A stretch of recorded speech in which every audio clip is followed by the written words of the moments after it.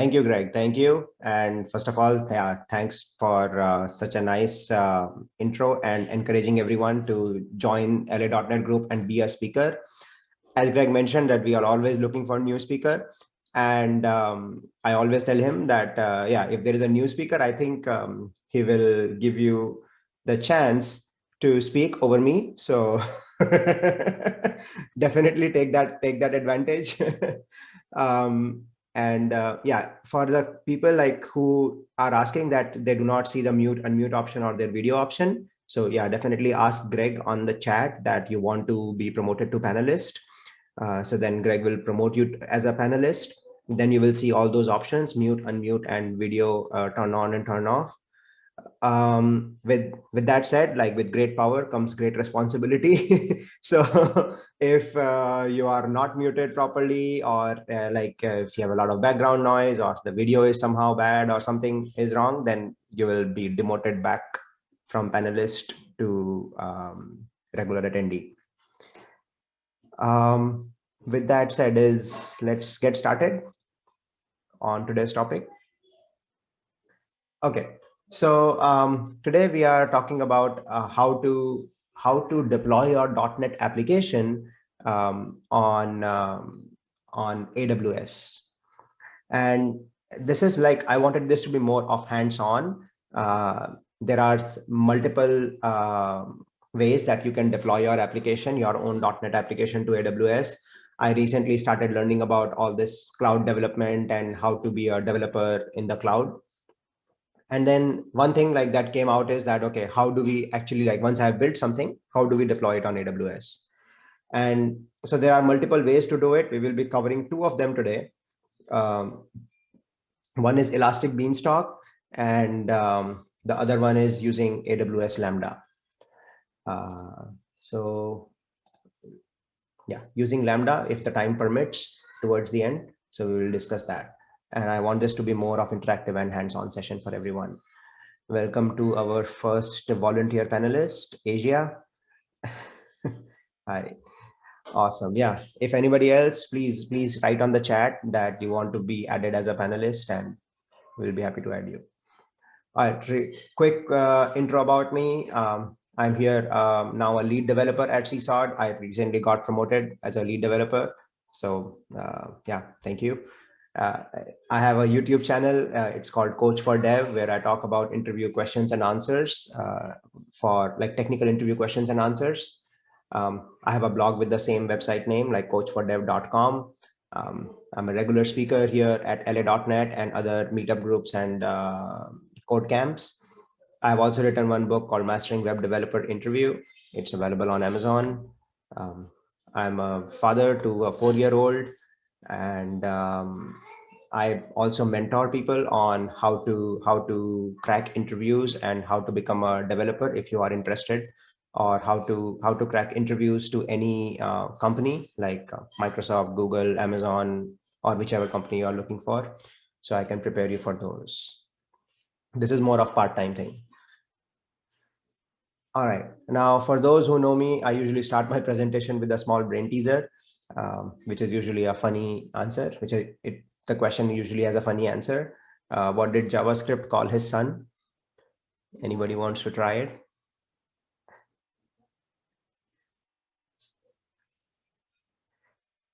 Thanks, Paul. Oh, wow. Bhupinder Singh has given the right answer.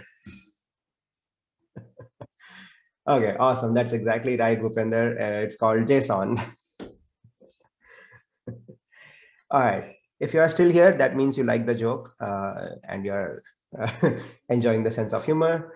All right. So let's get our setup ready for our for this hands-on session.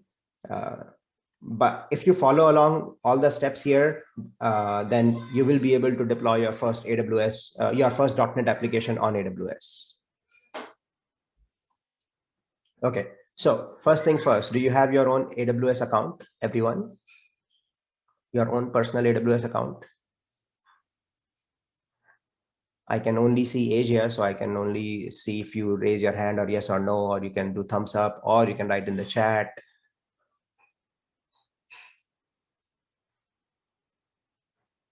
So that will be the first requirement. So Amol, you will need to create your AWS account. Oh, I did not know that if you have a Prime membership, you automatically get an AWS account. I did not know that part, as Mike is mentioning. So Amol, if you do not have, please, can you create one? Like if you go to aws.amazon.com and create your own personal AWS account. Now that will require you to put in your credit card, but you will get a lot of free tier on AWS, like where you can spin up many things like without incurring any charge. However, there are certain things which are chargeable. So you will have to keep a tab on what you are getting charged for, and do not leave anything up and running. But if you create an AWS account and if you follow along all the instructions, I'll show you that how to do this, and then do the cleanup after that, so that you're not charged anything for that stuff. Anybody else?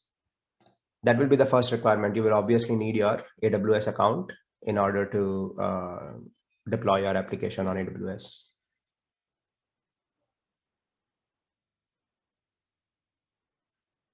Okay. All right. I mean, I do have one. Here is my AWS account. I'm logged in. A sec, let me open it. So once you are logged in, you will see that these are all the AWS services that are available to you, which you can learn about. Like there's a lot of things to learn about on AWS cloud.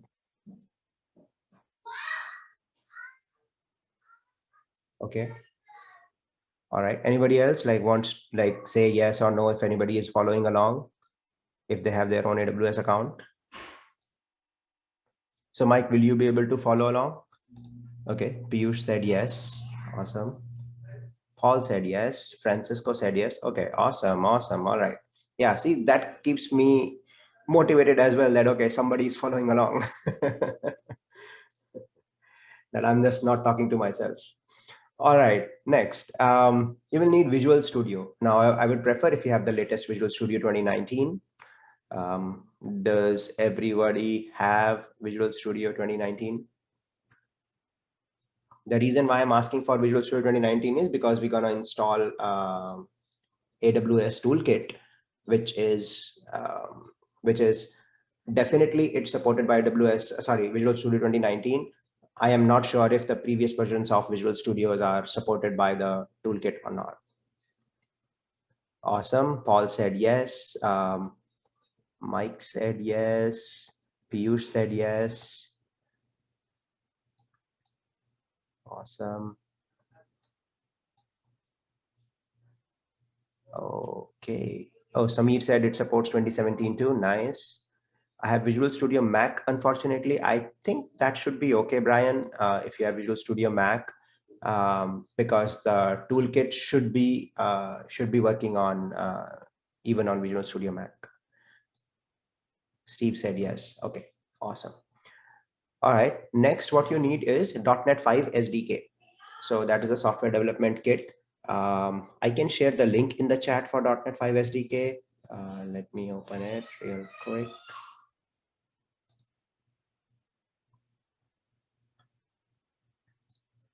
I had shared that in the, it's there in the meetup description also. So if you have not installed it, yeah, here is the link again. I'll send it to all panelists and attendees. But you will need .NET 5 SDK for this one. So Asia is asking what's the command to make sure it's installed, and it's right here as the bullet point here. So you go to your command prompt and you can type this .NET space -- list SDKs. So it will list all the SDKs that are installed in your machine related to .NET. So I can do that too.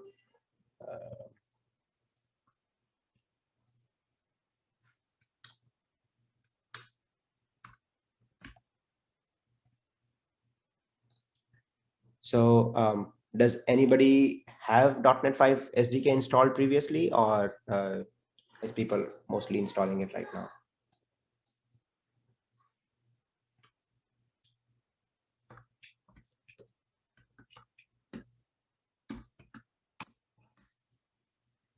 As you can see on my machine, I have these .NET SDKs installed. Awesome. Piyush said he has one. Nice. Okay. Yeah, he has even a later version. Awesome. Paul has it. Nice. Awesome. Boyan has it. What about you, Asia? You have it? Nice, nice, nice. Awesome. All right. Cool. Nice. I'm happy to see. Yes, such a good participation. Yeah, feel free to request for upgrade to panelist, guys. Like, don't be hesitant. Even if you are visible on video, I will not bite you. I promise.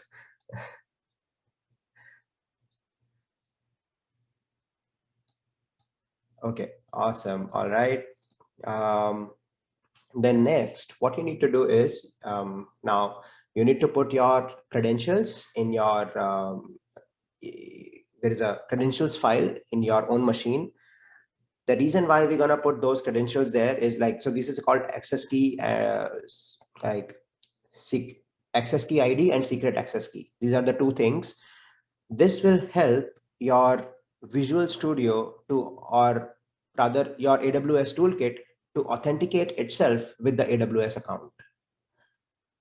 Okay, so your machine, like when you are trying to push some code from your machine to AWS account, then these are your credentials which will be used by your machine to send the code to AWS. So now, how will you generate that? First of all, I can show you real quick on how to do that.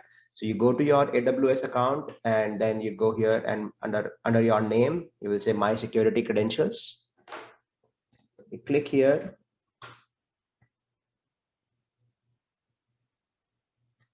And then here you see access keys. This is the third one, third tab, access keys. And here you can either create a new access key, or if you have an existing one, then I mean you must have previously downloaded it or saved it at a safe place. So have your access key ID, and so when you create a new access key, at that point it will create a brand new access key ID and secret access key, and you can download that file. And if you open that file in Notepad or Notepad++, you will be able to see this is your access key ID and this is your secret access key. But you get to download this file only once. Like right now, I have an existing one. Oh, wait, what happened? Oh, okay. All right. I have an existing one, for example, here or here. I cannot download the secret access key afterwards. It's only accessible one time at the time of generation of new access key. So does anybody have their own secret access key ID and secret access key? If not, can you please create it? And do not ever share that with anyone.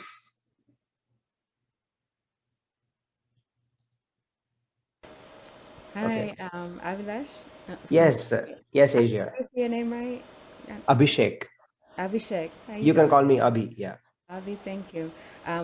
What was the first place to go to find it? I missed that part of the instruction. No problem. Here you go click. So you log in into your AWS account. Are you logged in? Awesome. And then click on your name on the top right corner here. And then you go to My Security Credentials. Okay. Oh, okay. I see. All right. And then you will get to the third tab, this guy, access keys. Thank you. Awesome. Now, once you have that file, that your AWS access key and secret access key, AWS access key ID and secret access key, you go to your file explorer, and then one second, I'll show you.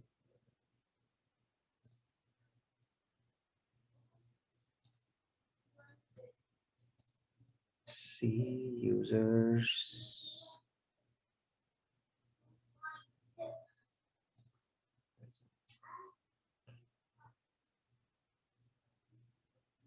So this is the path, and at which you will have a dot, like you will have to create this .aws folder, and then you will put your credentials file. Now, in order to show you how the credentials file should look like, this is how it should look like, and you can get, I'll share this link with you. where you can copy this from.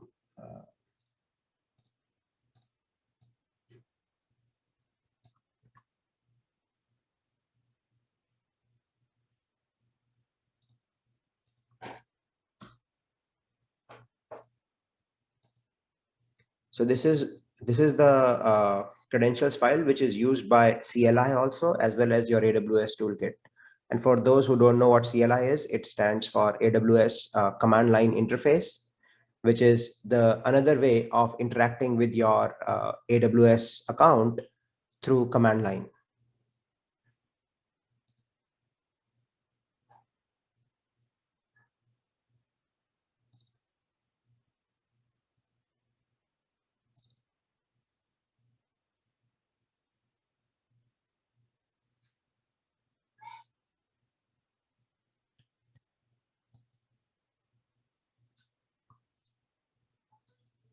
So here is like, for example, in my case, I have these files. C under C users, my username is Jain, and I have a .aws folder. And here you will have a credentials file. Okay. And inside this credentials file, you will mention your profile name followed by AWS access key ID followed by your secret access key. It will look something like this. The first profile usually is called the default profile. So if you do not mention in any specific command, if you do not mention the profile name, then it will take the default ones, the one with like your default access key ID and secret access key. But if you have your if you want to have multiple of these, then you will have, like, you can create multiple profiles. So if you have multiple accounts, suppose you have a work account as well as your personal account, then you can name something else like your personal profile as personal, and then you can mention your AWS access key ID and secret access key. And then when we are issuing the command, at that time we can tell which profile to use, whether do you want to use default profile or whether you want to use your personal profile. So you get that option to choose. Now, Samir mentioned that he got a .csv file as download. That's perfectly fine. You just need your AWS access key ID and secret access key from your CSV file. You can copy those values and put them here in a file, and you just have to name it as credentials. So go to that C users, your username followed by .aws folder, and then create a new file and put that put those like, you can follow this convention: default and then AWS access key ID like this is equal to followed by that access key ID, and then from your CSV file, and then AWS secret access key, then equal to, and then followed by your secret access key. So it wouldn't work if we did it, export it as a CSV, or would it? No, even if you export it as CSV, that's okay. That you're gonna download it in some other folder, let's say downloads folder. But you can't just put a CSV file in the .aws folder. That will not work. Yeah. And we should already have the .aws folder. If you don't, like, you feel free to create it. Okay. Does it Yeah. matter where we make it? Like, Yeah, it has to be in that C users followed by username followed by .aws. That's where your CLI as well as your toolkit will be looking for. Okay, yeah. Another way to do it is, if you have the CLI, then you can run the AWS configure command, and that will automatically create the .aws folder as well as create this file for you. And that's what is recommended by AWS also. Yeah, I was just trying to get that shortcut, but thanks, Francisco, for bringing that up. Yes. So for that, you will need to install AWS CLI.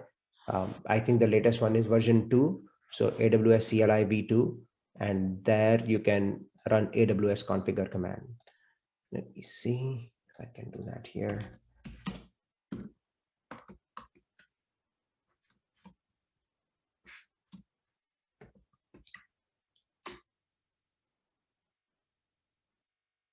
Yeah, so for my AWS access key ID, this guy is ZFZT. It is asking for, like, what is the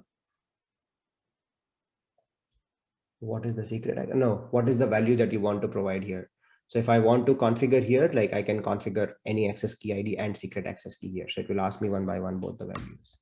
and then secret access key, default region name, default output format, none. So basically I just wiped out, overrode my default credentials on the AWS configure on the my AWS credentials.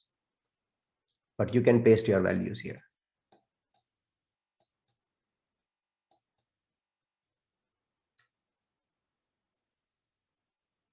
All right.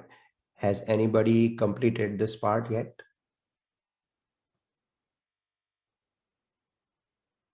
Piyush said yes. Awesome. Brian said yes. Asia said no. Mike is saying, can I see the setting file again? Which setting file are you talking about, Mike? Paul said was already done. Amol said yes.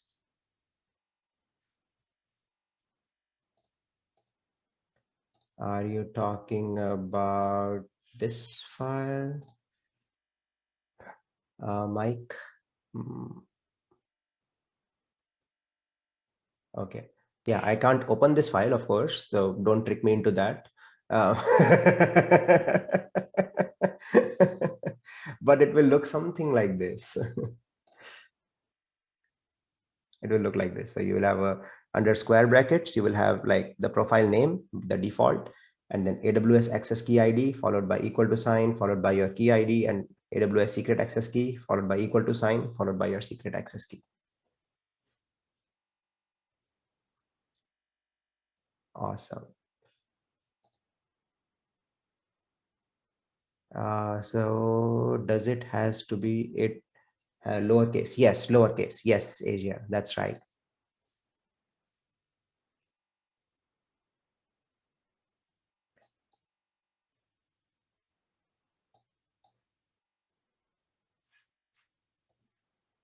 Okay. Awesome. All right. It is just file with no extension. That's right, Samir. Yes. Can I change default profile to use other than default? Um, that I am not sure, but you will see the drop down. Yes. So when you run the AWS, when we run AWS Toolkit, there you will get a drop down which tells you which profile you want to use all the time for your all your commands. So definitely yes. For the toolkit, yes. I don't think for your CLI commands you can do that. For CLI commands, if you want to use anything non-default, you will have to put the word dash dash profile followed by the profile name. Awesome. All right. That helped Piyush. Okay. All right.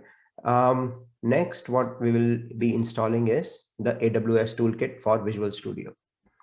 So this AWS Toolkit is a Visual Studio extension that is like really, how do I say, it's pretty new, first of all, and it makes it very easy for you to deploy your code to AWS using Visual Studio. So it's really powerful, and we will be seeing that in action in a couple of minutes. But first of all, let's install this. So here is the link. I'm going to share it again in the chat. So aws.amazon.com/Visual Studio, and there you can install the AWS Toolkit for Visual Studio. Okay, yeah, so it is for Visual Studio 2017 and 2019. And there is toolkit for the older versions of Visual Studio too. Okay. Well, you can download the latest one, the one for the 2019.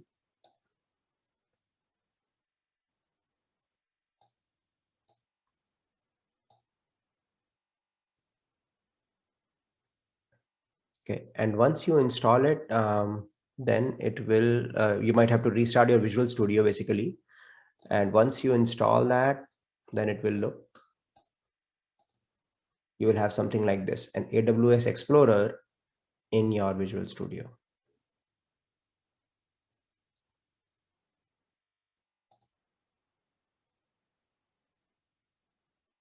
And this will show up here. If that does not show up by default here, and you go under view and you will be able to see AWS Explorer. So I'll give it another minute or so for you to install if you have not installed AWS Toolkit for Visual Studio.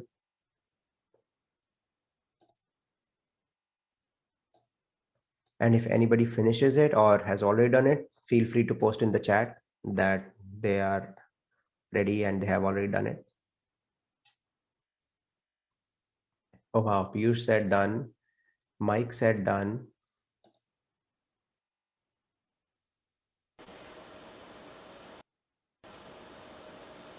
Yeah, I installed it, Yeah. but how do I check if it's in there right? So you open your Visual Studio 2019, and there you should be able to see under View, you should be able to see AWS Explorer. Okay. Samir said yes. Steve said yes. Amol said yes. So Asia, do you see that AWS Explorer in your Visual Studio? No? Okay. Are you opening Visual Studio 2019 and you have installed AWS Toolkit? Yeah, I think it's 2019. It's the blue one. Um, and I downloaded the AWS Toolkit and went through the steps, the install command line interface. It said installation was successful. Um, No, that not the command line interface, the toolkit. oh. Okay. Thanks. Yeah, so you need toolkit as well. Okay, now here you will see the profile options. So here you will see that if you have multiple profiles, all those will show up here. Like in my case, for example, I have got 3 profiles. So I'll see them all 3 here. All right, Paul is also done. Okay, so I'm using personal profile. Like I don't want to use, for example, my work profile or some other profiles that I've created. I want to use this profile called personal all the time. So I just keep that selected. And then in the region, you can mention that whichever region you want your code to be deployed at, where will all those resources be spinned up. You can use US West, like Northern California or Oregon or Northern Virginia or Ohio, or for that matter, anywhere in the world. If you really want to deploy your code in any other part of the world, you can do that. However, preferably see if you can like deploy it to your nearest location, or the ones which, like, there are certain of them like which are cheaper than others many times. So but for this demo it doesn't matter that much, because we will be removing those, cleaning up the resources soon after we deploy them. So but feel free to use any region. All right, next what we're going to do is we will create a sample application. So let's create a sample API. Although I have done this multiple times, as you can see, but I'll just follow the steps so that you can also follow along. Is that you create a brand new project and you can create a brand new API. So what we will do is we will create a ASP.NET Core web application, C#. Is there a separate one for API, or where is it? Okay, awesome. ASP.NET. I'll go with this one, ASP.NET Core Web Application. I'll name it as Test App 4.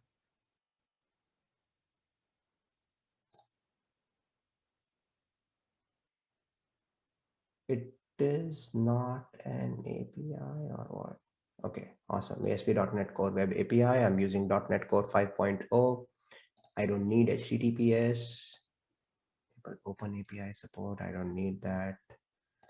All right, I'm going to create a sample application. So this will create a sample API, which will have oh, so text is very small, can barely read it. My bad. What I simply did is I just created a sample .NET Core web application API. And let me see if I can increase the font size somehow. Okay, is that good? Can anybody give a feedback? Is that a bit better? Okay, awesome. Let's see if I can somehow further zoom. I am not sure. I remember there was a way. Oh, that is only on if I show some code. I remember that, yeah, it usually shows up here to increase the size. But if anybody knows anything else on how to increase the size or zoom in, Can I ask, when I downloaded it, it says there's no application set to open the document AWS Toolkit package. Um, so what should I do? Search the App Store or choose Visual Studio Code, not Code, Visual Studio. I am not sure like which step you are at. So you are On a Mac. installing Yeah. you are installing the toolkit, and at that time it's asking you the target application, right? Like where you should be. So yeah, choose Visual Studio. Yeah, Visual Okay. Studio Gotcha. 2019. Yeah. Okay, awesome. So lowering screen resolution, man, I don't know about that. If I want to go that route, because I'm pretty sure um, Zoom is gonna be problem in that case if I mess around with the um, screen resolution. Zoom is not gonna like it. Okay, so how about this? Like you can create your own sample .NET Core Web API. Okay, and then what we're gonna do next is go to Solution Explorer, right click on the project, and here you will see the option called Publish to AWS Elastic Beanstalk. Okay, this is coming because you have installed the AWS Toolkit on Visual Studio. Okay, now let me, and in the let me first deploy this while the deployment will take a couple of minutes, and in the meantime, while the deployment is in progress, we will go over the slides on Elastic Beanstalk. So I clicked on Publish to AWS Elastic Beanstalk, and now it's asking me all these questions. Do you want to create a new application environment? Since I do not have an existing environment, so that's the only option I get. Just follow along that. Okay, I want to name the environment as test app for dev. You can name it anything you like: dev, QA, stage, prod, anything. Test app 4 is unavailable. Okay, I'm going to put my name here, test app 4 Abhi. Even that is also not available. Okay, what's going on here?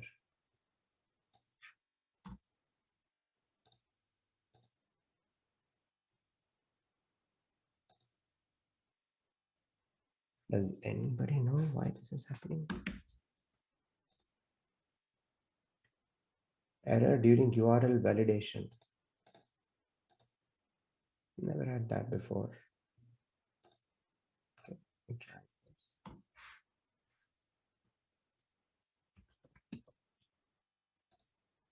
No, it says that the URL is invalid. Okay, why is that? No, Samir, we don't want to start Docker desktop. We don't need that.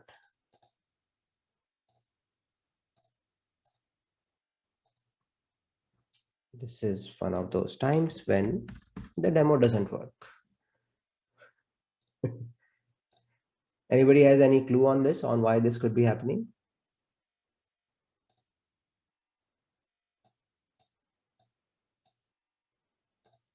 Error during URL validation. So the dashes are not allowed probably. Okay, so this is unavailable. Okay.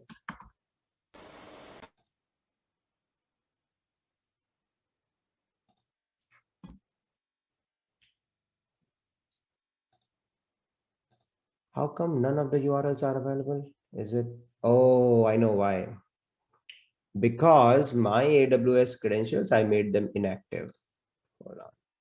Let me activate them. Give me 1 second. That was the security measure I took.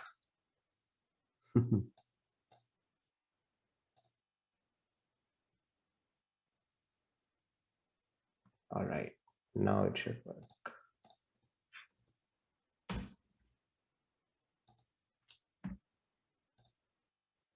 Awesome. All right. So you should be able to see that part already working for you. Now here, it's asking you what key pair do you want to use, what kind of machine you want to use, and what is the instance type you want to use. For anybody, like I would say for everyone here, I would recommend use T2 Micro because that's the one that is generally eligible for free tier. Although my account is more than 1 year old, so I'm not eligible for free tier anymore. But anybody else who has, first of all, like created their account within last 1 year, then if you use T2 Micro, you get a lot of free tier available. And even in my case, like even if I'm not eligible for free tier, I might get charged maybe a couple of cents. So which I'm okay with. Next, it's asking you where you want, like which kind of where you want your code, like all your instances to be deployed. Do you want them in default VPC or non-default VPC? I'm gonna assume like I want everything in default VPC. That's okay. Do I want single instance environment or more than one instance? So if I want like minimum like 2 instances or more to be running so that I have higher availability, then I will choose uncheck this box. Otherwise, by default, like since it's only for demo, I would say one single instance is more than enough. That way, like, yeah, I'm not getting charged for 2 instances. I'm getting charged for only 1 instance. This is the role that it's gonna create. This is the IAM role behind the scenes. So again, you can keep going next, choose everything default, framework, .NET 5.0, the status of EC2 instance, next, open new environment status, and now I'm gonna hit deploy. All right, so while it is getting deployed, I can show you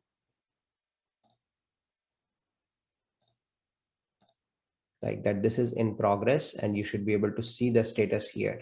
So I go to Elastic Beanstalk in my Aws Explorer, and then I can see all these things spinning up.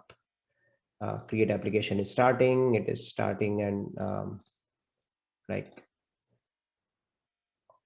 monitoring events, all those will show up here.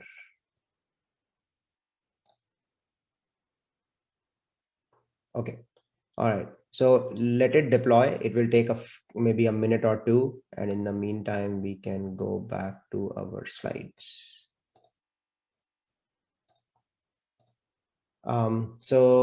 Okay. If anybody is not aware of what is Elastic Beanstalk is a very easy to use service that will help you deploy your code to AWS. And as a developer, like most of the times, we do not care much about all these like how many instances are running or what is going on behind the scenes, and we don't want to do all that step by step, like everything on our own. So Elastic Beanstalk is the service that can help you do that orchestration. That okay, you just tell it that okay, I want you to create one instance and some load balancer and multiple instances and database and all those things, all the resources that your application needs. Instead of you going and deploying all those individually, Beanstalk will do all that for you. So that is the beauty of Elastic Beanstalk. It's really, really handy for developers. It can help you deploy as well as scale your web application. And all you just care about, like you want to upload your code, and Beanstalk will handle all the deployment. So that's what Elastic Beanstalk is for, AWS Elastic Beanstalk. I'm not seeing the chat. Where did it go? Okay. Do we save the folder inside of the AWS folder? No, we do not save any folder inside AWS. We save a file on .aws folder. Cool. That makes sense now. Thank you. Okay. All right. So we just created our sample API in Visual Studio, and we just said, okay, if my screen was not like visible that much or the text was too small, then here is like this one should be better, like a better picture. You right click on your project and you will get this publish to AWS Elastic Beanstalk option. You can create your own sample API and do that. If you upload via EB, it is easy to change parameters such as number of instances later. Elastic Beanstalk, you mean, Paul? Okay. Is it easy to change parameters such as number of instances later? Yes, you can always do that. You can do that through here also in the UI through your Visual Studio, as well as you can go to your AWS management console and change any settings you want to. And many times what most people will do is like they will have their own dev environment where they will have like, the basic bare bone structure. And then when you upgrade this code to maybe a higher environment, say staging or production or something, then in that case you will see you will have more number of instances, you will have load balancer and all the good stuff, so that your application is more available. Wow, awesome. That's great, Samir. Got the deployment successful and the environment launched. That's really nice. Awesome. Okay.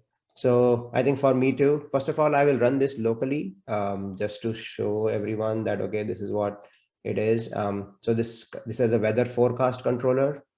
And like this is the for a default API, this is what we get with, like we get a weather forecast controller, which has, so it will have a weather forecast endpoint basically. So I'm running this application locally first to see what am I supposed to get once it is deployed.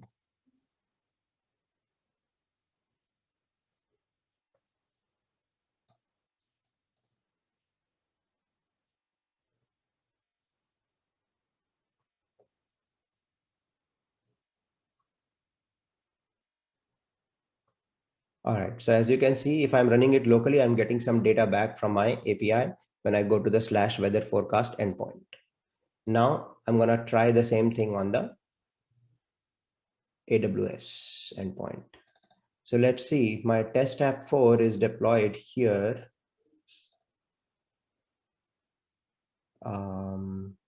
Okay, now I'm going to go to this link. This is the URL that shows up here on my environment, that this is where it should be.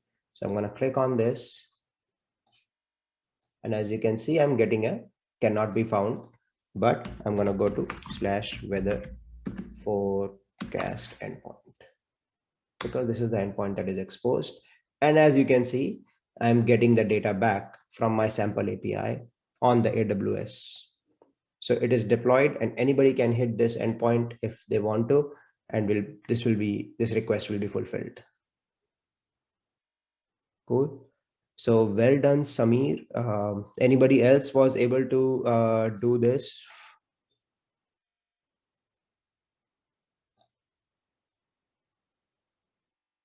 Where is the chat again? Okay. Oh, wow, Mike has shared his endpoint. Francisco has also shared his endpoint. Nice, awesome. Let's hit Mike's endpoint. Awesome, Mike. Nice. I like it.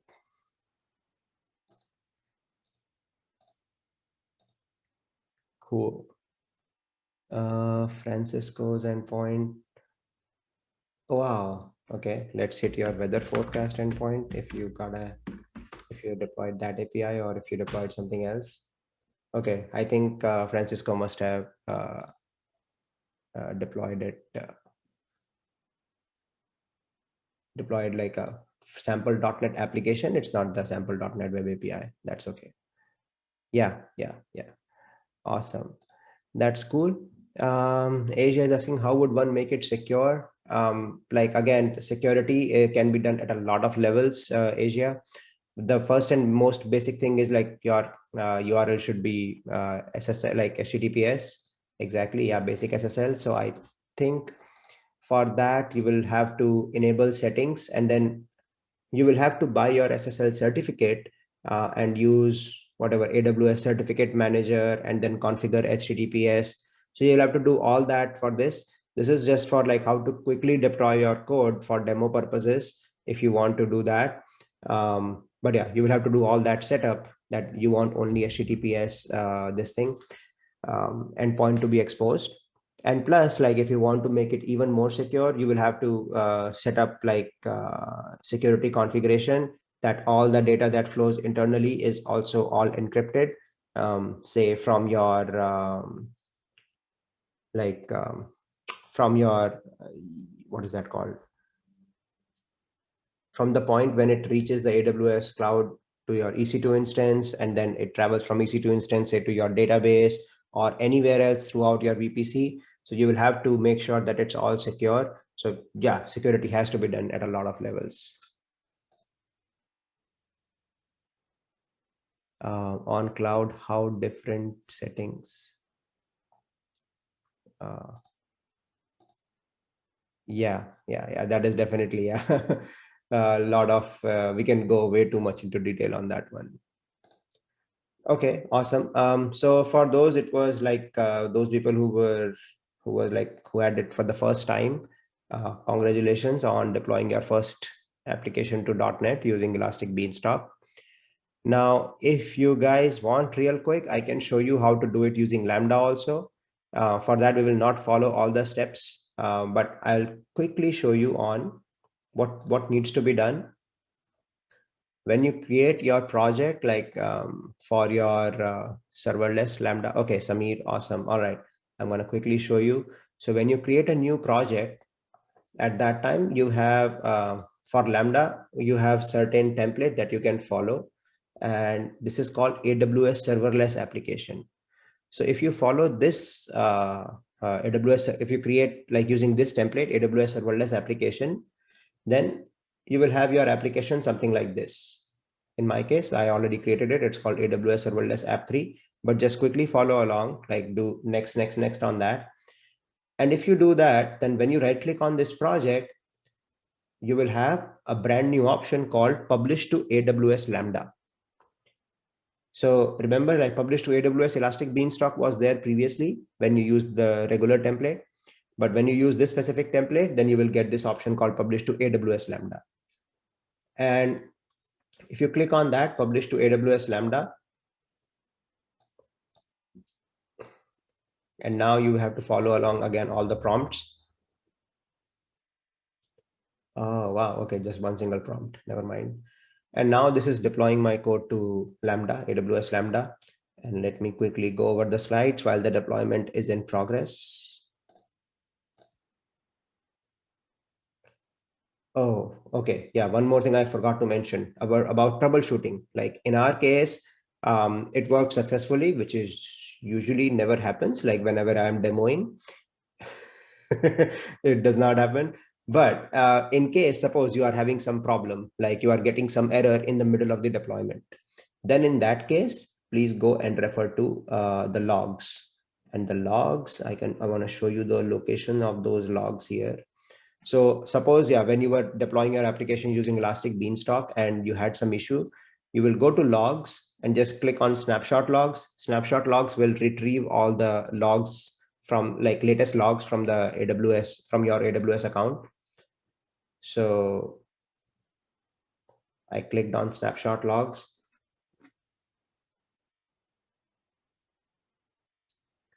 And now this is your log file. You click on the log file and then you will be able to see all the logs that are getting generated. And that can tell you if you have some specific issue going on or like some deployment issue, or suppose the deployment is successful, but still your code is throwing some exception.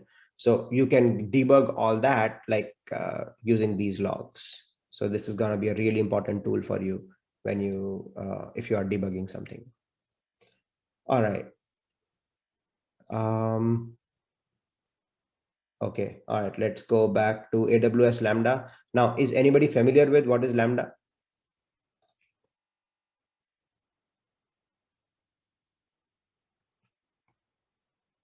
Somebody told me that it's when the lamb does not taste good. We call it lambda.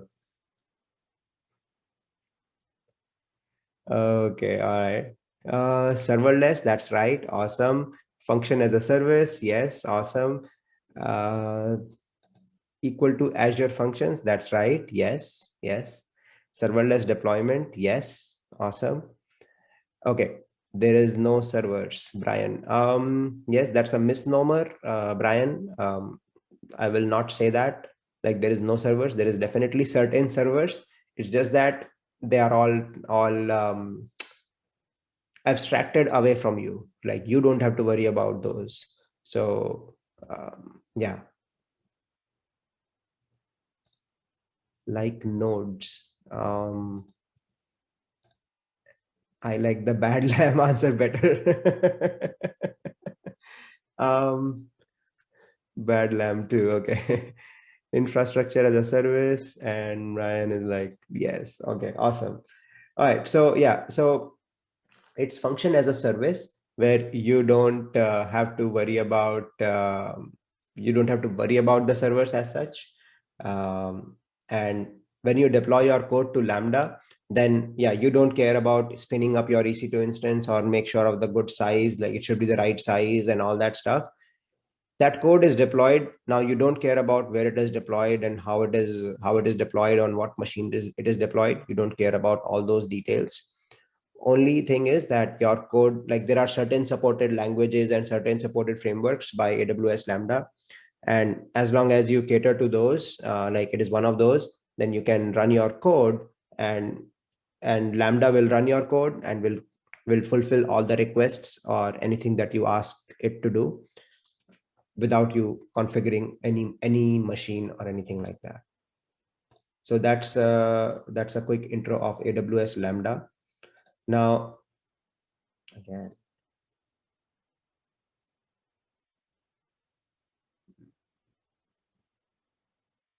okay, so it's right now, it says that it's done.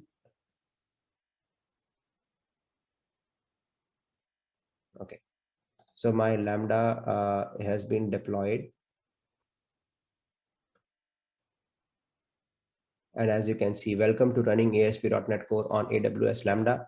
This is coming from the AWS URL. So the URL is visible here after the deployment is complete, and you click on that URL and you are able to hit your application. Now, with that said, you will have to make sure that both of things are deleted or removed so that you do not get charged for these things by mistake. So delete on this. I'm going to click delete in front of you right now so that you can see this in progress as well. This will be deleted, as well as I go to Elastic Beanstalk and I will say terminate environment, and then I'm going to delete the application. So do not forget all these things. Otherwise, you might get charged depending on where you are in your free tier and what all you have used for. Um, okay, yes, I should have done that also. That's a very good point. So we can't see the EC2 instance in AWS console. Yes, you can. And in my case, now that I have already set that environment to be deleted, but let me show you. So if you go to your AWS management console, you will be able to see everything in your EC2 instances, your cloud formation. It should definitely be there, Mike, if your environment is up and running from AWS Elastic Beanstalk. So first of all, you can go to cloud formation.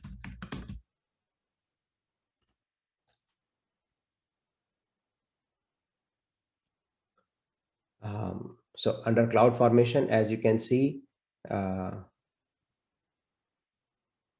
mine is delete in progress. As you can see, I just said that, okay, take down the environment. So, but these were all the resources that it created. Now, if you are not seeing, if your URL is working and still you are not seeing it, that means you are not in the right region. So make sure you are in the same region where you deployed your code, because that I have been burnt on that one, where I deployed my code to another, all my resources were in another region, and I go to my AWS management console and I see nothing. I'm like, how is this even working? So the reason was because I was not in the correct region. So as you, okay, that was it. Awesome. Cool. Common errors. Okay, so you can see here, like it created all these resources for me. And Elastic IP address, Beanstalk metadata. Where is the EC2 instance? I'm sure. Here's the security group, EC2, EIP, launch configuration, auto scaling. Does anybody know where is that gone? Or is it deleted and that's why I don't see it?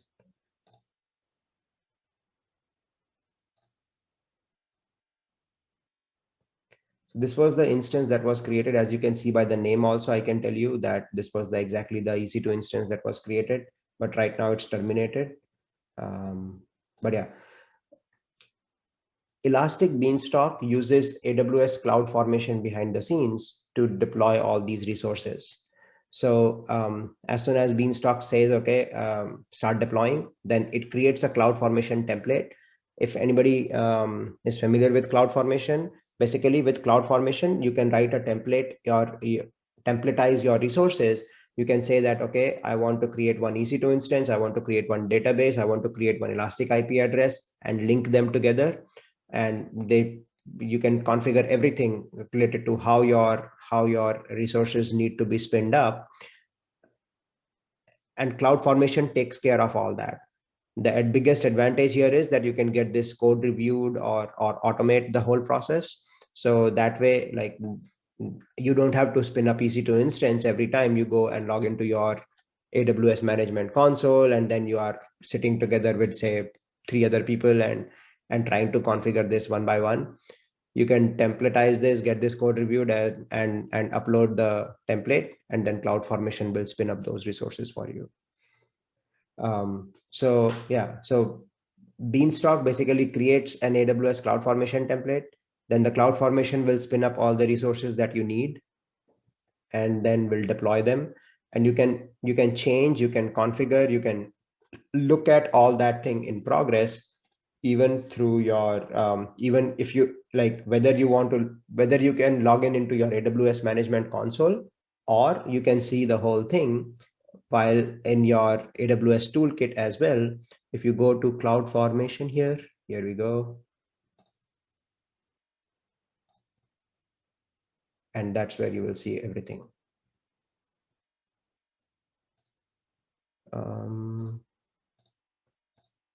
Yeah, only this one is showing up here because the other one has been deleted. But yeah, cool. Anything else I have? Anybody else has any other questions?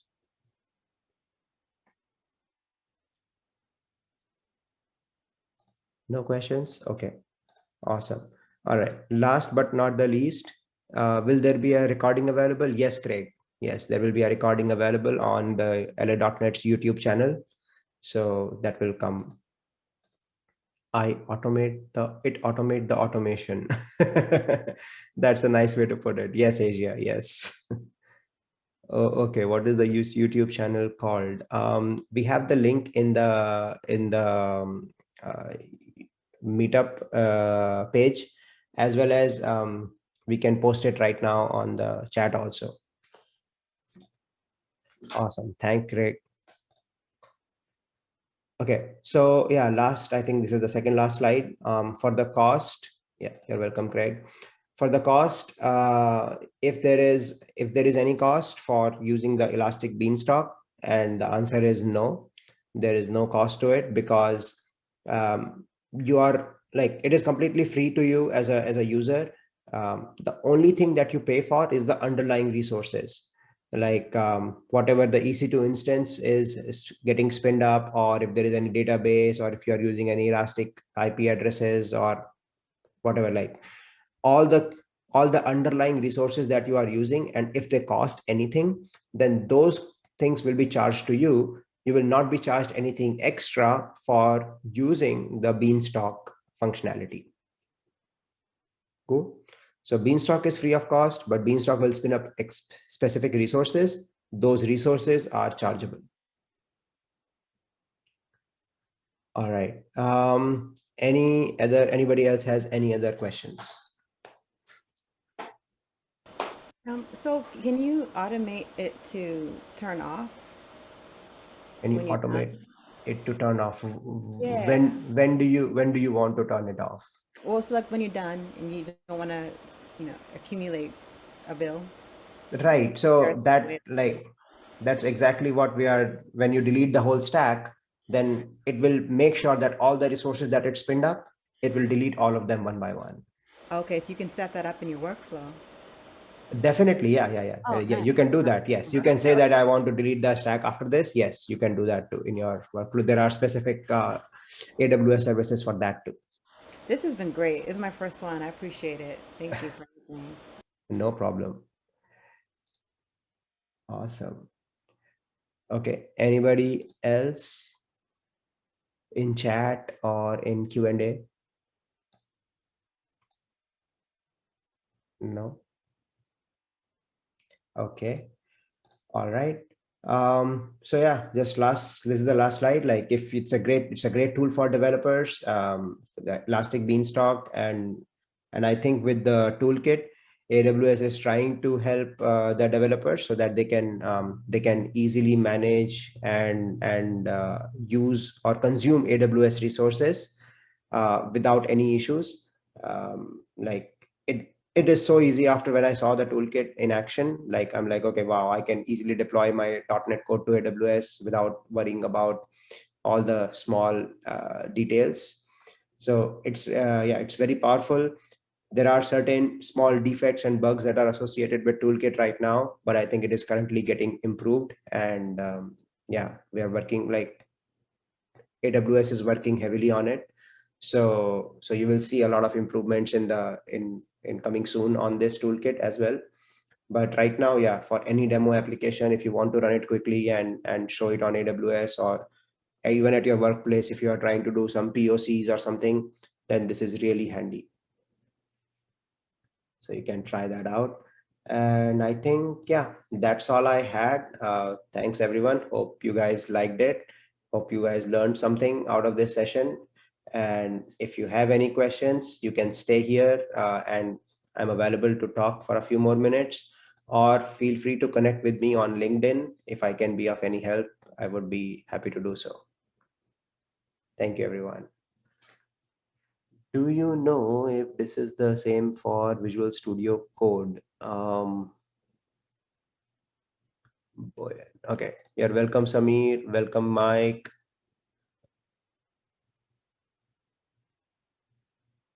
Welcome, Mike. Awesome. Boyan, let me look at your URL that you are sharing. AWS Toolkit for Visual Studio Code. It's an open source plugin. Okay, yeah, looks like that same thing. Yes, it looks like this is the toolkit for Visual Studio Code. So yeah, install that toolkit and definitely try it out. You should have all the same functionality. You will be able to access all your resources within Visual Studio Code itself.